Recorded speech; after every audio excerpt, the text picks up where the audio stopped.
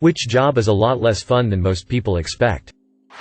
Video game tester. You aren't spending your time playing completed fully realized games. You are playing the same level of a game over and over, seeing if there are bugs. After reading through this thread for 20 minutes, I've concluded that every job sucks. Zookeeper. Don't get me wrong, it's awesome to be around so many amazing animals and care for them. But the smells are ridiculously, insanely foul. I have a really strong stomach and it's still tough for me. We've had some interns quit over it. I was warned about the smells when getting into the field, but thought, oh, I volunteered at animal shelters. I know what animal stink smells like. Nope, not even close. Demolition. Everyone wants to break shit with a sledgehammer. Everyone is tired of lifting that sledgehammer by 5 swings. Nobody wants to load the broken stuff into bags or a wheelbarrow and take it to the dumpster. I always say the more fun it is to go somewhere, the worse it is to work there, like amusement parks and arcades. Working in an animal shelter. For sure, it's probably less intense than zookeeping. But the amount of people who apply or volunteer expecting to come in and play with cute puppies all day is absurd. We're basically animal maids. You deal with animals of all sorts of behavioral and developmental stages shitting and pissing every fucking where, and then you look over and this fucking dog named Chumbawamba swimming in his water bowl, so you gotta fill that up 6 times and dry his kennel out, and then you go and mop up the cat room around 10 kittens who want to eat your mop, and also 4 children who are all yelling that there's puke in the floor and I must clean it. Now, not to mention all the extra behind the scenes work that the public never sees. How in the summer, during kitten and puppy season, the shelter built to house 500 max has 750, and I didn't take a lunch or sit at all for any of my shifts for the past 6 days. How the courts force us to put down animals that we know can be rehabilitated. But we don't get enough funding to fight it. How animal control just showed up with the 4th pregnant stray of the week, but intake is full and even double stacked in some cases. So your coworker fosters the cats on her own. Not even to mention the shitty fucking people who do dumb shit and end up getting bit or scratched, and the animal is the one who bears those consequences. I am the proudest shelter worker in the world. I adore my job. Even at its hardest. I didn't sit for 9.5 hours today, and I found a cat turd in the cuff of my jeans, but it doesn't matter because a bonded pair of adult cats got adopted today. I took 6 applications this morning, and the cat in bank 4 with the goopy eye is already looking better. And we sent a mama out to foster. The hard work is always worth it for these babies. I'm a marine biologist. I spent the last week measuring defrosted fish heads. Lawyer. No, it isn't like they show on TV. Hey, finally case is before the judge. Crap, the other party didn't show up. Next date that judge has given is 3 months away. Edit. Need to say a few things. 1. Thank you fellow Redditors for the gold and silver. Now I can finally see what Art Lounge is all about.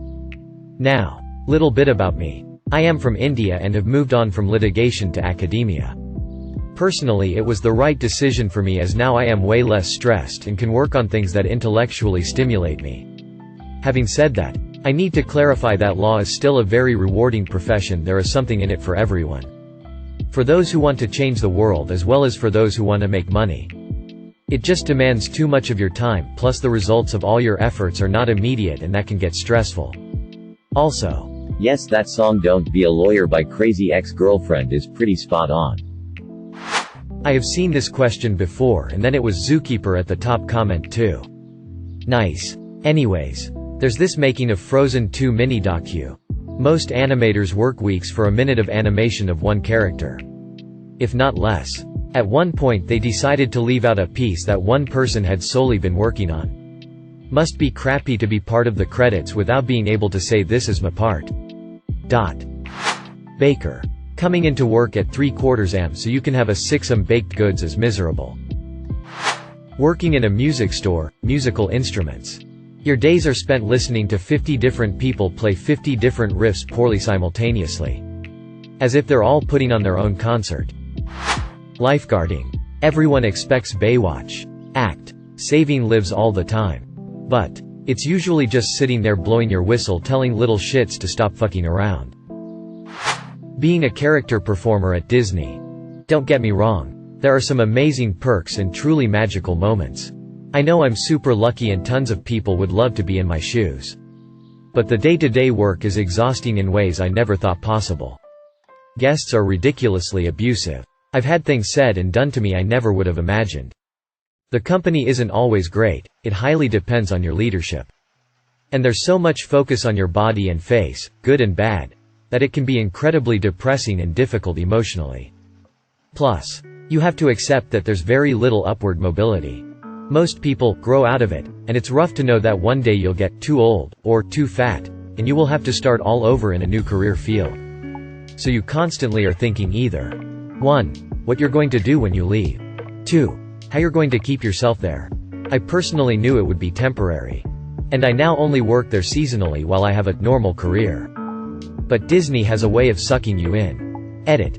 Hey. My first award. Thank you so much smiley face. Paleontologist. You don't get to work with full dinosaur skeletons and do all kinds of awesome expeditions. You're mostly sitting at a desk looking at some pictures and logging stuff on your computer. Maybe examining a fossil occasionally. If you're lucky you can go on a real dig. And OMG spend hours in the hot sun dusting off rocks. Cybersecurity. Bro. The movies do us no justice. Hacking is not as fast nor is it as easy as the media makes it. It's a great field but you spend a lot of time researching or watching paint dry. Especially in the governor side. Edit. I'll never be able to answer all of your questions. I'll answer some PMS as I get a chance. Edit 2. No more questions about the field. Getting spammed. Game master at an escape room. It's the same repetitive script. Resetting the same stuff. Giving clues and hints about the same things. The patrons are often competitive families who argue. Obnoxious impatient 13-year-olds. College students who have been drinking. Idiots who break shit and touch shit that I specifically told them not to. They never remember your initial instructions. If something gets broken during one group, you have to hurry and fix it before the next group. Working at a Charles Dickens fair is interesting, but not incredibly fun. It is hard to stay in character. And people get so mad when they see the Alice in Wonderland area. Yeah, we know it's not Charles Dickens. But we can't have a kids' play area in the world of Oliver Twist. Okay? Google Street View driver. You're all alone for 8+ hours a day. Can almost never take a break. Need to constantly be on and focused, lest you crash the $25. 000 Subaru with $60. 000 plus worth of camera equipment on it. You end up becoming an amateur meteorologist to keep track of weather patterns and cloud cover. And in my experience there are a lot of people who just get insanely upset at you. At Google. And the job in general for a wide variety of reasons. I enjoyed myself when I did it. But it was nowhere near as glamorous or fun as I or my friends and family assumed. Edit. Thanks to everyone who expressed an interest in my summer job from almost 10 years ago. I'll just answer the most asked questions here real quick. Pay? $15 an hour. But contingent on hours driven. Which were themselves dependent on clear weather to ensure optimal image quality. Why not drive every day no matter the weather? Google got around this problem by making you re-drive routes whose pictures turned out subpar. To prevent people double billing by driving the same easy route constantly. You also had a weekly quota of unique miles driven. So no double dipping. What could you do in the car? As long as the camera and the mapping software, edit, mapping software. Thanks for the heads up, was running properly I was on my own.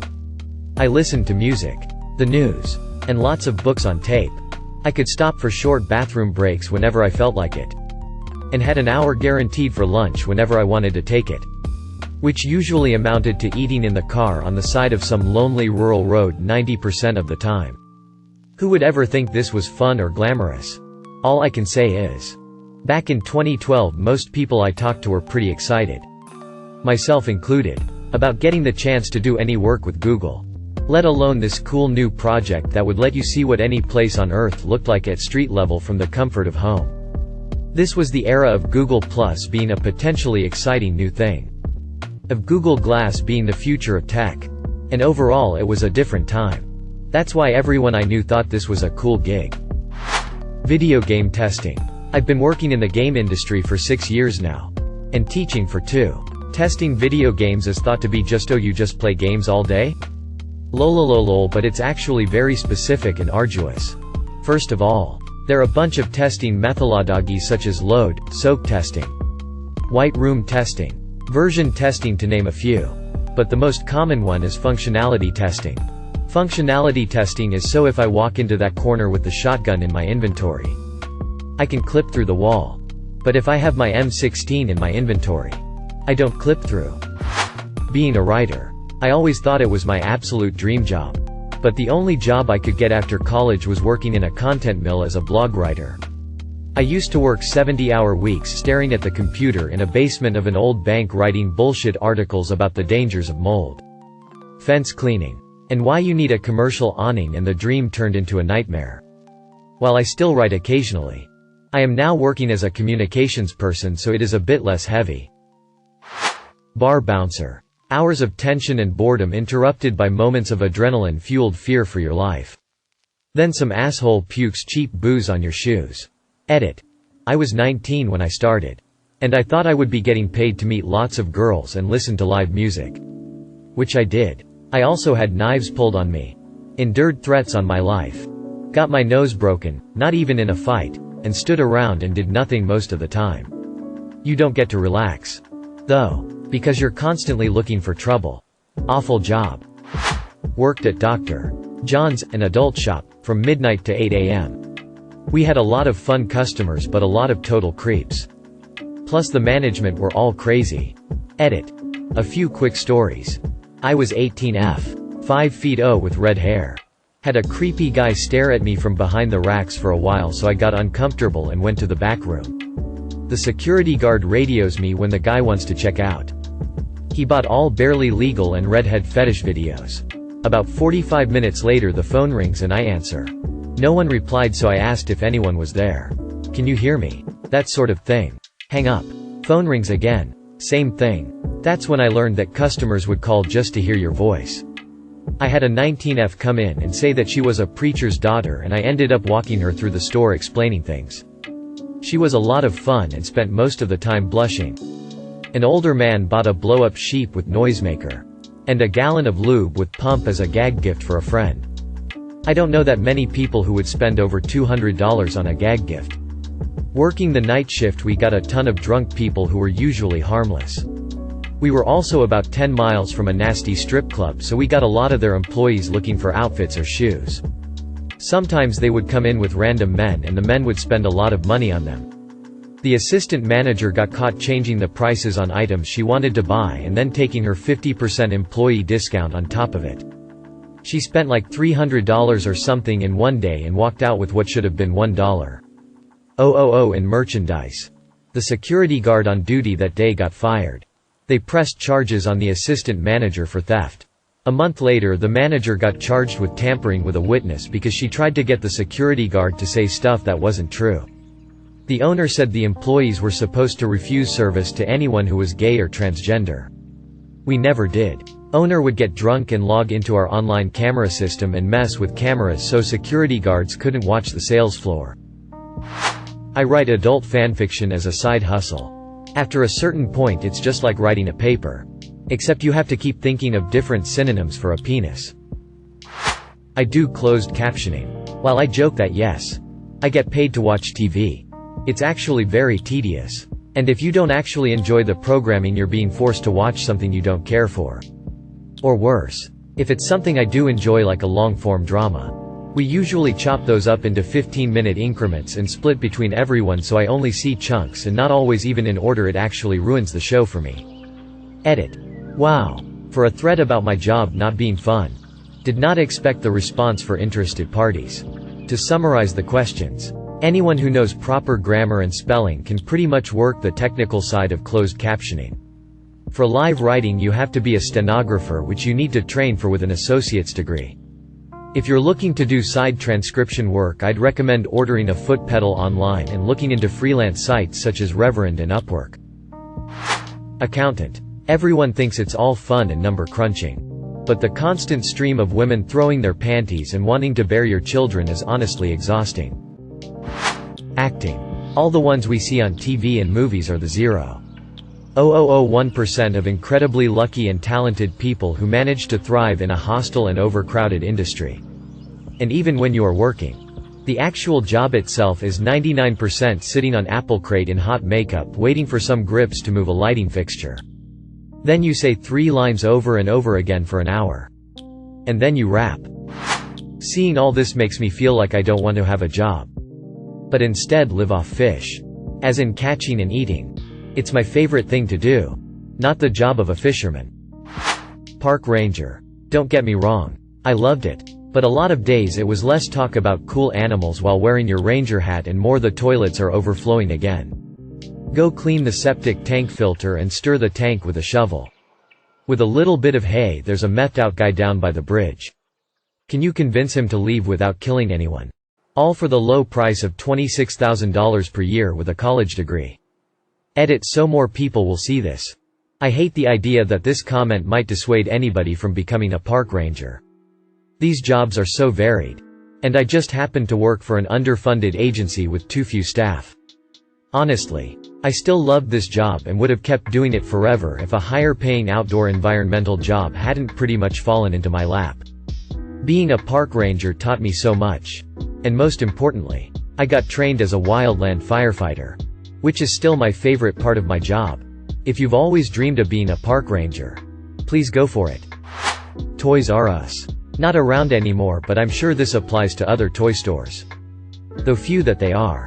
It is still retail and in this case it involves people's kids, so of course the parents are twice as entitled to have to deal with. Edit. Thank you. You, Lord Tachanka on YT for your energy tithing. I look forward to growing as gelatinous and as all-encompassing as Akira from the attention. Edit. I rescind my earlier assumption that Toys R Us was closed. That is what I get for listening to rumors. It was shut down where I was from originally. I now see that it still exists in most of the US, Canada, and certain parts of Asia. Merry Christmas, Black Friday to you all. Video game developer, non-indie. They're notoriously overworked. Especially during crunch time. The field is highly competitive too. So I imagine if you have the slightest issue with work being your entire life, it wouldn't be hard to replace you. Voice acting is also pretty brutal. Voice actors generally don't get paid very well and they're straining their throats or whatever. Well, I'm a scientist. I don't know if people usually think of that career as fun.